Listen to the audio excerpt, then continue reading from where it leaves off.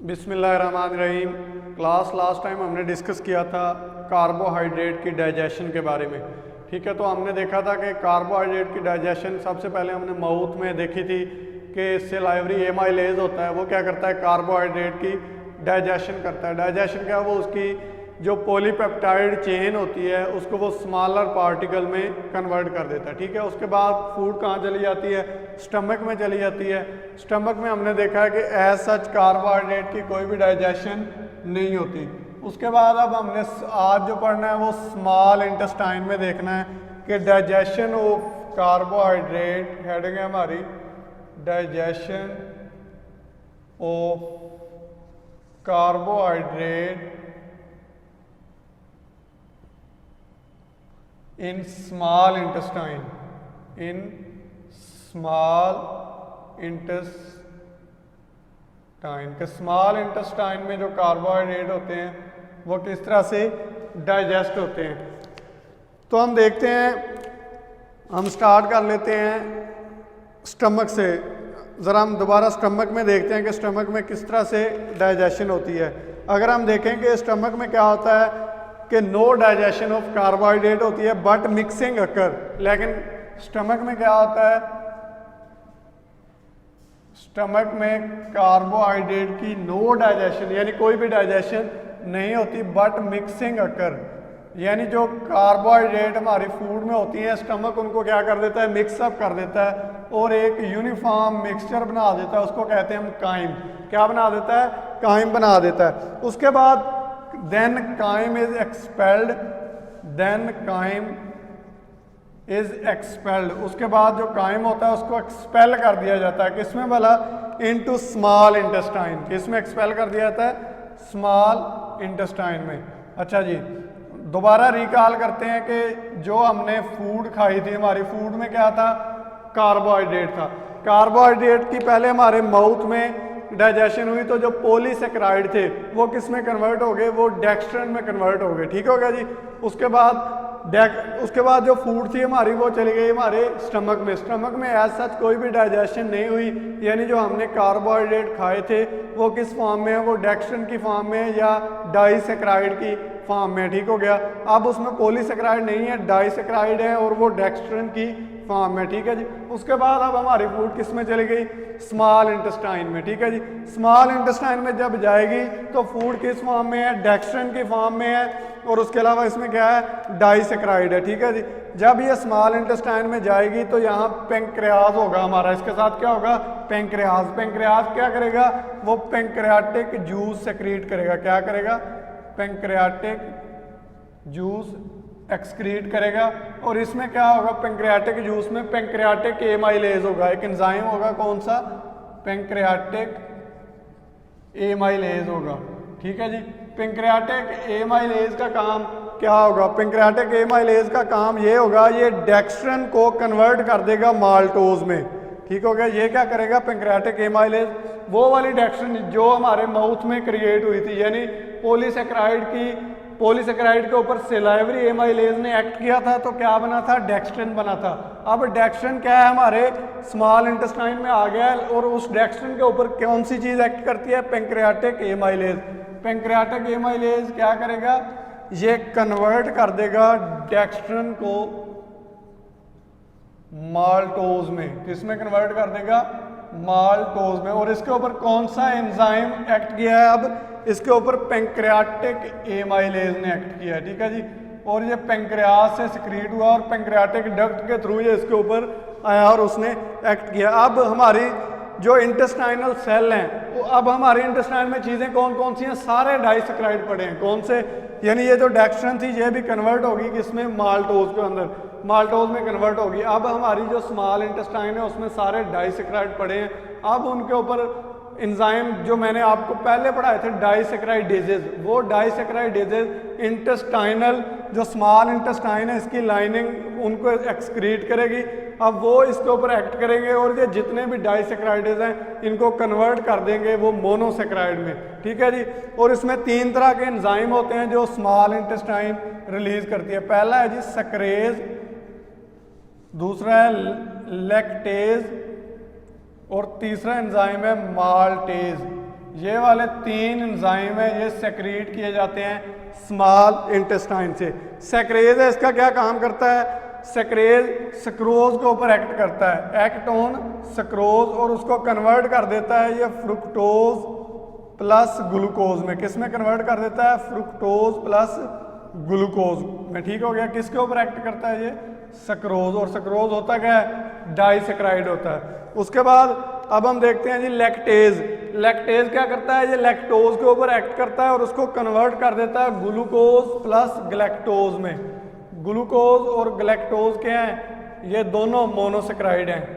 ठीक है जी, glucose plus galactose. ठीक है जी। उसके बाद अगला एंजाइम है हमारे पास माल्टेज। माल्टेज क्या करता है? माल्टोज के ऊपर एक्ट करता है, ये 2 ग्लूकोज के मॉलिक्यूल बनाता है। क्या बनाता है ये? 2 ग्लूकोज के मॉलिक्यूल बनाता है। अब दोबारा एक बार बता रहा हूं कि हमारी स्मॉल इंटेस्टाइन की जो लाइनिंग होती है उसमें से क्या होता है? डाइसेक्राइडेजेज एक एंजाइम की क्लास है, ये रिलीज होते हैं और ये 3 तरह के होते हैं। ठीक हो गया। पहला क्या होता है? सक्रेज, दूसरा लैक्टेज और तीसरा माल्टेज। ठीक हो गया जी। अब सक्रेज क्या करता है? ये सक्रोज के ऊपर एक्ट करता है और उसको कन्वर्ट कर देता है फ्रुक्टोज में और ग्लूकोज में। लैक्टेज क्या करता है? ये एक्ट करता है लैक्टोज के ऊपर। ठीक हो गया जी। मिल्क में पाई जाती है लैक्टोज, और ये कन्वर्ट कर देता है उसको ग्लूकोज और ग्लैक्टोज में, और ये दोनों क्या हैं? मोनोसेक्राइड हैं। थर्ड हमारा एंजाइम है माल्टेज। ये किसके ऊपर एक्ट करता है? ये माल्टोज के ऊपर एक्ट करता है और उसको कन्वर्ट कर देता है 2 मॉलिक्यूल्स ऑफ ग्लूकोज, और ग्लूकोज क्या है? मोनोसेक्राइड। यानी हमने फूड खाई कार्बोहाइड्रेट, वो किस फॉर्म में थी? वो पॉलीसेक्राइड थी, वो डाइसेक्राइड थी, वो मोनोसेक्राइड थी। इन द एंड हमारी स्मॉल इंटेस्टाइन में पहुंच के वो सारे क्या बन गए? मोनोसेक्राइड। अब जो मोनोसेक्राइड हैं वो क्या हो जाएंगे? ये these are single sugar units and transported into inside of intestinal cell. अब ये जो सिंगल शुगर यूनिट है ये क्या हो जाते हैं? ट्रांसपोर्ट हो जाते हैं इनटू इनर इंटेस्टाइनल सेल। अब क्या होती है? इसकी एब्जॉर्प्शन होती है। एब्जॉर्प्शन कैसे होती है वो हम देख लेते हैं। ये तो होगी इसकी डाइजेशन, अब होगी इसकी एब्जॉर्प्शन, और जब एब्जॉर्प्शन हो जाएगी तो फिर इसका क्या देखेंगे? हम मैकेनिज्म देखेंगे और इसका मेटाबॉलिज्म देखेंगे कि किस तरह से इसकी ब्रेक डाउन होती है। अच्छा जी, एब्जॉर्प्शन हेडिंग अगली, एब्जॉर्प्शन ऑफ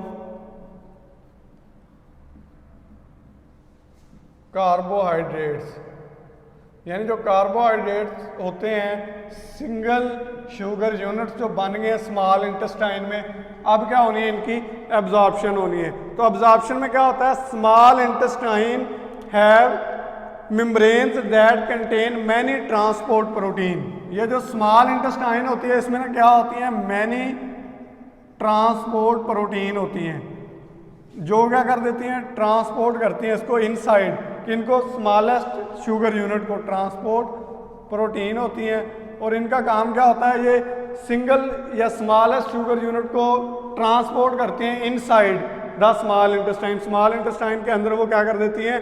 ट्रांसपोर्ट कर देती हैं। अच्छा जी, अब देखते हैं फ्रुक्टोज जो होता है that is absorbed bye facilitated diffusion. Fructose जब इन प्रोटीन के पास आता है तो वो फिर क्या आ जाता है? Absorbed bye facilitated diffusion. ये आपने पढ़ा होगा फैसिलिटेटेड डिफ्यूजन क्या होती है। ठीक है, एक मैकेनिज्म होता है डिफ्यूजन का, तो ये उस मैकेनिज्म के थ्रू फ्रुक्टोज क्या होता है? एब्जॉर्ब होता है इनसाइड। ठीक हो गया जी। ग्लूकोज और ग्लैक्टोज एक्टिवली ट्रांसपोर्ट हो जाते हैं, ग्लूकोज प्लस ग्लैक्टोज। ठीक हो गया। ये भी क्या है? स्मॉलेस्ट यूनिट हैं। ये absorbed bye actively active transport. ठीक है, ये एक मैकेनिज्म है एब्जॉर्प्शन का। इस मैकेनिज्म के थ्रू ये ग्लूकोज और ग्लैक्टोज हमारे पास थे, क्या? फ्रुक्टोज था, ग्लूकोज था या ग्लैक्टोज, और ये तीनों का मैंने आपको मैकेनिज्म बता दिया कि इस तरह से इनकी क्या हो जाती है? एब्जॉर्प्शन हो जाती है। और उसके बाद अगला है जी first organ to receive them is liver. इन सब को रिसीव करने का जो फर्स्ट ऑर्गन है वो कौन सा है? लिवर होता है। Then degradation occur. लिवर में क्या होती है? इनकी डिग्रेडेशन अक्कर हो जाती है, इनका मेटाबॉलिज्म स्टार्ट हो जाता है। या दूसरा ऑप्शन क्या होता है? They can stored as glycogen, या ये क्या हो सकते हैं? ग्लाइकोजन की फॉर्म में बॉडी में स्टोर हो जाते हैं। और एक्सपोर्ट बैक टू ब्लड या ब्लड में वापस एक्सपोर्ट कर दिए जाते हैं। अब हम देखते हैं इनका मैकेनिज्म कि ये हमने कोई फूड में क्या खाया, कार्बोहाइड्रेट खाई, वो पॉलीसेकेराइड थी, डाइसेकेराइड थी, मोनोसेकेराइड थी। उनकी पहली जो डाइजेशन हुई वो माउथ में हुई, उसके बाद स्टमक में आ गई, वो कायम बन गई, उसके बाद वो स्मॉल इंटेस्टाइन में आई, उसके ऊपर पेंक्रियाटिक एमाइलेज ने एक्ट किया, उसके बाद डाइसेकेराइडेजेस ने एक्ट किया और वो क्या हो गया, एब्जॉर्ब हो गए इनटू ब्लड। ठीक है, एब्जॉर्प्शन के बाद अब क्या होगा, उनका मेटाबॉलिज्म स्टार्ट होगा और वो जो मेटाबॉलिज्म होगा वो कैसे होगा वो अब हम डिस्कस कर लेते हैं कि कार्बोहाइड्रेट का मेटाबॉलिज्म कैसे है। मेटाबॉलिज्म क्या होता है, दो तरह का होता है मेटाबॉलिज्म, एक एनाबॉलिज्म होता है और एक कैटाबॉलिज्म। कैटाबॉलिज्म क्या होता है कि लार्जेस्ट मॉलिक्यूल की ब्रेकडाउन होती है इनटू स्मॉलेस्ट पार्टिकल, ठीक हो गया। और एनाबॉलिज्म क्या होता है, स्मॉलेस्ट पार्टिकल आपस में मिलते हैं और लार्जेस्ट मॉलिक्यूल बनाते हैं। अब हमारे पास हम इनका अब कैटाबॉलिज्म पढ़ेंगे, इनकी ब्रेकडाउन कैसे होती है। आज पहला जो पोर्शन है हमने इनका कैटाबॉलिज्म पढ़ना है कार्बोहाइड्रेट्स का, ठीक है जी। तो मेटाबॉलिज्म पढ़ने से पहले मैं आपको बता दूं major pathway for carbohydrate metabolism. Heading है जी अगली, मेजर पाथवेज, कौन कौन से पाथवेज हैं जिनके थ्रू कार्बोहाइड्रेट का मेटाबॉलिज्म हो सकता है। Major pathways for carbohydrate metabolism, ठीक है जी। ये कुछ मेजर पाथवेज हैं, हम इनको बारी बारी पढ़ेंगे, ठीक है, एक एक पाथवे को। तो जो पहला पाथवे है वो है जी ग्लाइकोलाइसिस। पहला पाथवे कौन सा है, ग्लाइकोलाइसिस, ठीक है जी। जो दूसरा पाथवे है वो है जी सिट्रिक एसिड साइकिल। दूसरा पाथवे कौन सा है, सिट्रिक एसिड साइकिल, ठीक है जी। नेक्स्ट जो पाथवे है वो है जी ग्लाइकोजेनेसिस। नेक्स्ट पाथवे है ग्लाइकोजेनेसिस, ठीक हो गया जी। उसके बाद नेक्स्ट पाथवे है जी ग्लाइकोजेनोलाइसिस। ग्लाइकोजेनोलाइसिस, ठीक है जी। अच्छा, उसके बाद नेक्स्ट पाथवे है जी हेक्सोज मोनोफॉस्फेट शंट। इधर ही लिख देते हैं, हेक्सोज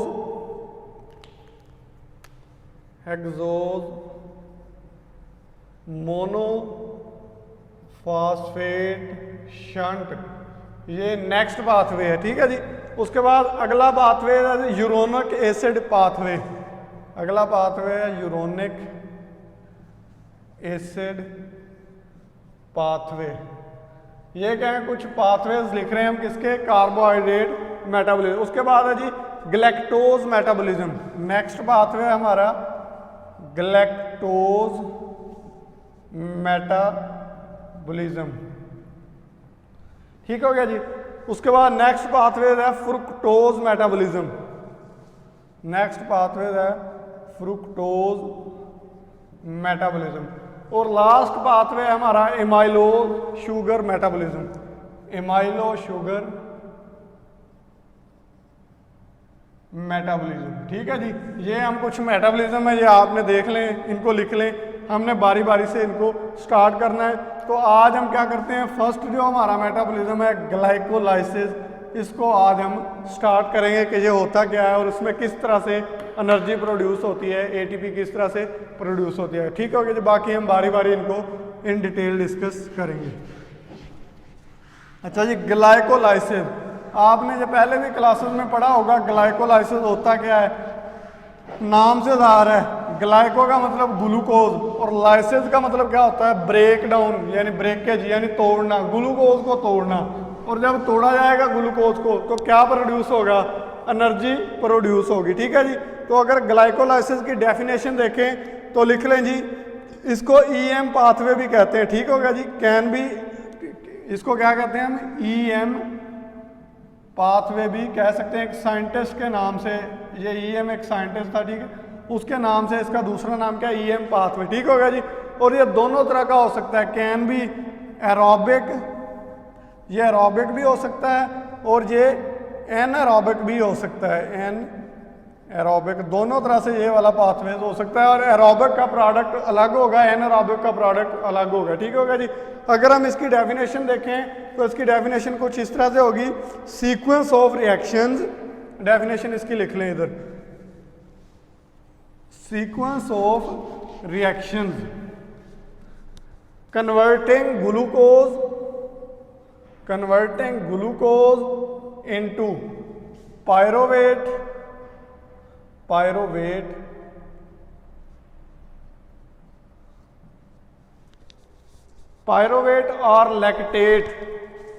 और lactate with the production of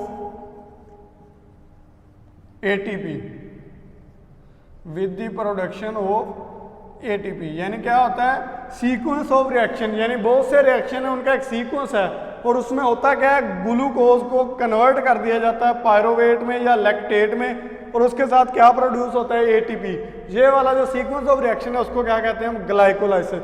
यानी हमने जो फूड खाई थी वो एब्जॉर्ब हुई, वो किस फॉर्म में हुई, ग्लूकोज की फॉर्म में, गैलेक्टोज की फॉर्म में या फ्रुक्टोज की फॉर्म में। तो अब हम देखते हैं वो जो ग्लूकोज एब्जॉर्ब हो गई थी फर्दर उसके साथ क्या होता है। तो जो हमने ग्लूकोज का मेटाबॉलिज्म है वो कौन सा होगा, ग्लाइकोलाइसिस होगा। तो हम देखते हैं यानी ग्लूकोज हमारे अब उसमें इंटर हो गई थी ब्लड में, ठीक है, सेल्स में इंटर हो गया। अब हमने उसका मेटाबॉलिज्म देखना है कि वो किस तरह से ब्रेक डाउन होता है और किस तरह से हमें एनर्जी देता है, क्योंकि हम फूड खाते हैं तो एनर्जी लेने के लिए खाते हैं ना, यानी कोई कार्बोहाइड्रेट खाया था एनर्जी लेने के लिए, तो वो कार्बोहाइड्रेट किस में आ गया, सिंपलेस्ट यूनिट ग्लूकोज में कन्वर्ट हुआ। और अब ग्लूकोज कैसे आगे फर्दर ब्रेक डाउन होकर हमें एनर्जी देगा, तो उसका ये जो पहला सीक्वेंस है वो कौन सा है, ग्लाइकोलाइसिस। ठीक है जी, तो इसके 3 फेजेज होते हैं, इन फेजेस को हम देख लेते हैं। पहला है जी एनर्जी इन्वेस्टमेंट फेज, कितनी होती है ग्लाइकोलाइसिस की, 3 फेजेस होती हैं। पहला कौन सा है जी, energy investment phase, energy investment यानी हम इस फेज में एनर्जी इन्वेस्ट करते हैं। जो एटीपी है ना वो टूटता है और एडीपी बनाता है, यानी एटीपी चाहिए होता है इस फेज में। दूसरा होता है स्प्लिटिंग फेज, कौन सी फेज है जी, दूसरा है स्प्लिटिंग फेज, इसमें स्प्लिटिंग होती है। और थर्ड फेज होती है एनर्जी जनरेशन फेज, कौन सी होती है, एनर्जी जनरेशन फेज। ये सारी फेजेज हम अब डिस्कस करते हैं किसमें, ग्लाइकोलाइसिस में, के कौन कौन सी फेज किस तरह से होती हैं। तो ये मैं सारा मिटा रहा हूँ और अब हम इधर ड्रा करते हैं कि ग्लाइकोलाइसिस क्या होता है।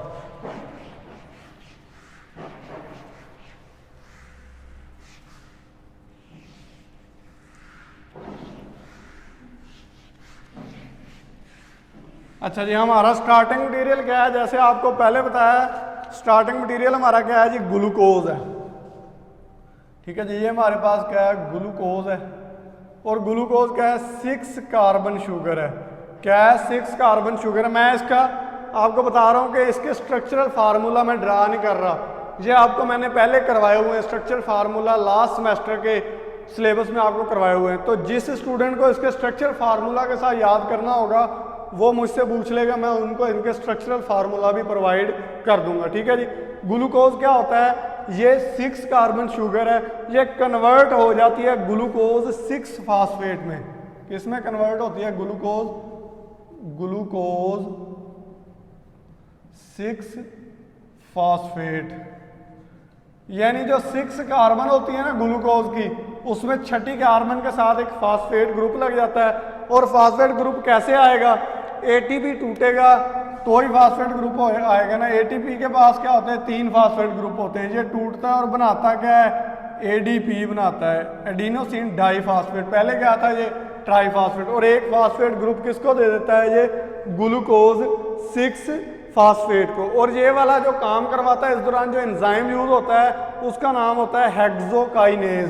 एंजाइम कौन सा है यहाँ, हेक्सोकाइनेज। ये एंजाइम इस दौरान यूज होता है। ठीक है, एंजाइम क्या होते हैं, ये कैटलिस्ट के तौर पे काम करते हैं, इधर ग्लूकोज को कन्वर्ट कर देते हैं ग्लूकोज 6 फास्फेट में। और ये भी क्या है, 6 कार्बन शुगर है, ग्लूकोज 6 फास्फेट। ठीक है जी, ग्लूकोज 6 फास्फेट फर्दर कन्वर्ट हो जाता है जी फ्रुक्टोज 6 फास्फेट में।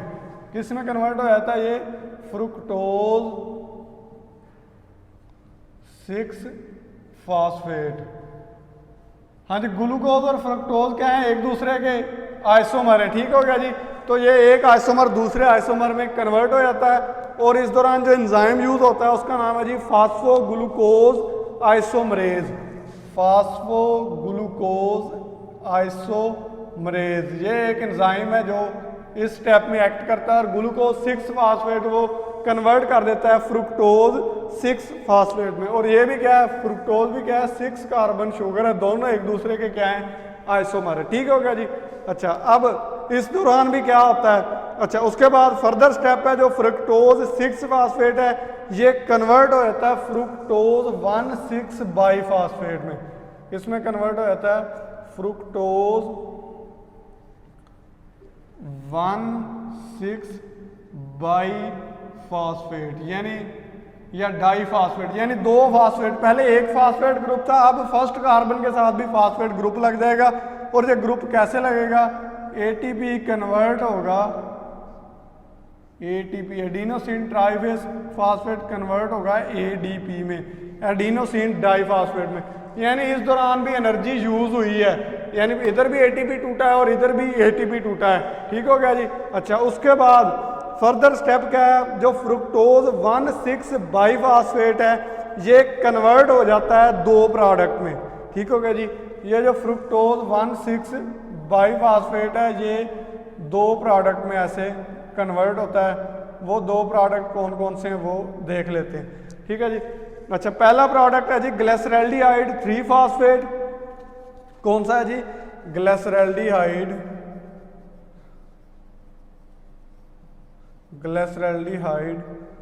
3 फास्फेट। ठीक हो गया जी। और दूसरा जो उसका प्रोडक्ट है जिसमें वो कन्वर्ट होता है वो होता है dihydroxy acetone phosphate, dihydroxy acetone phosphate.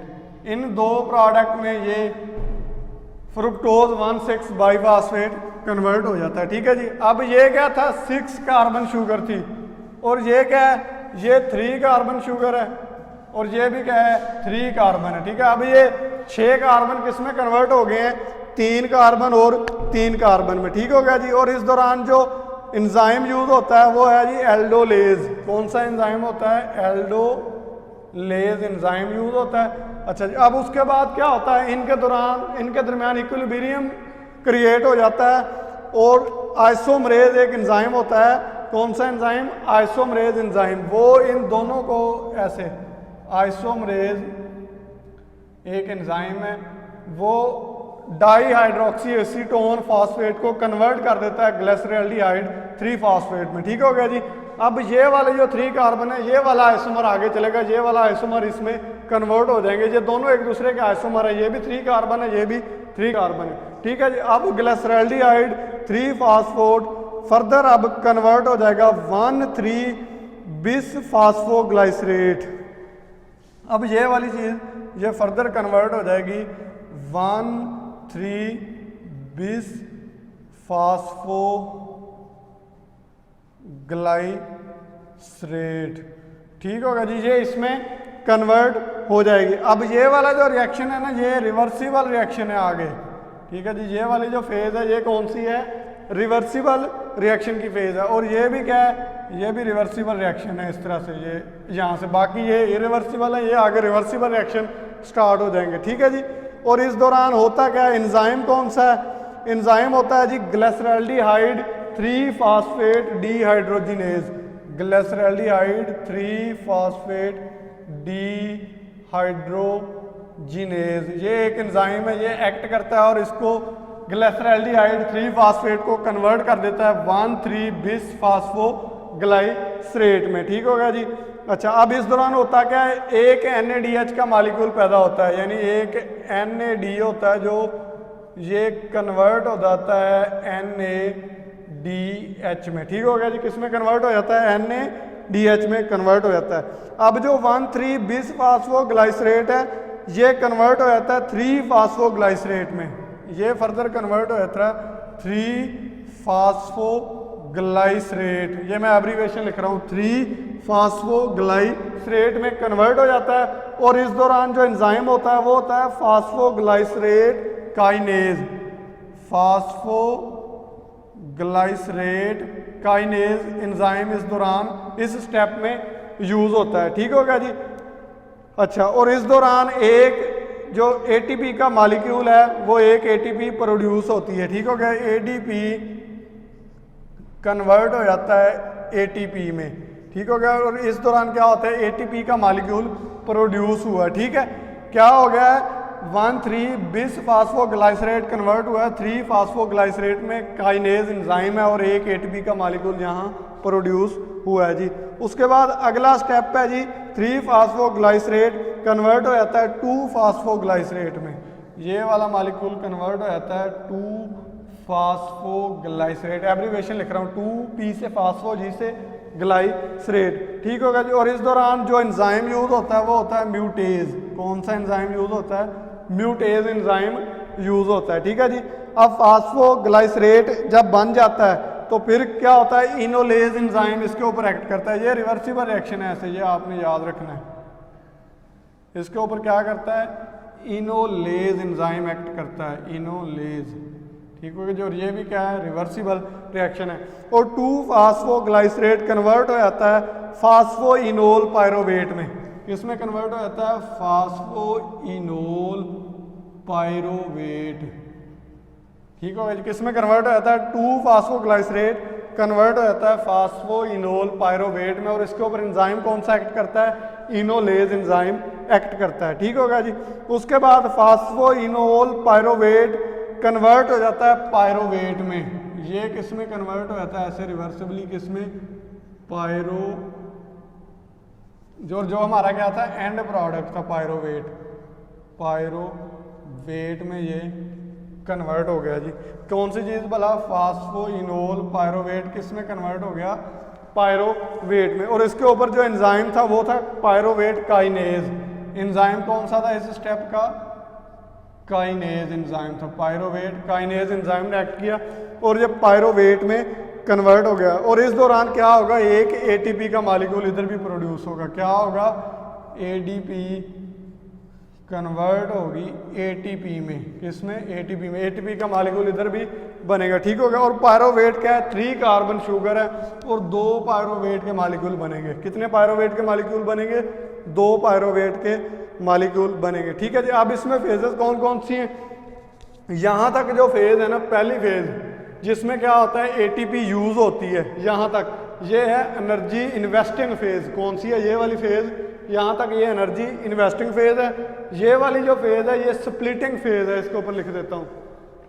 ये कौन सी है, यहाँ तक ये एनर्जी इन्वेस्टमेंट फेज है, ठीक हो गया जी। और ये क्या है, स्प्लिटिंग फेज है,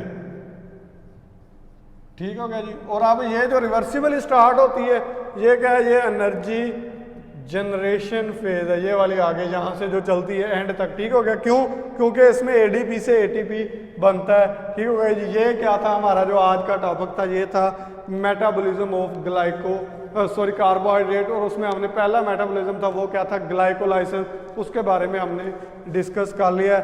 नेक्स्ट लेक्चर में हम फिर आगे इससे मूव करेंगे, ठीक है जी। Thank you so much.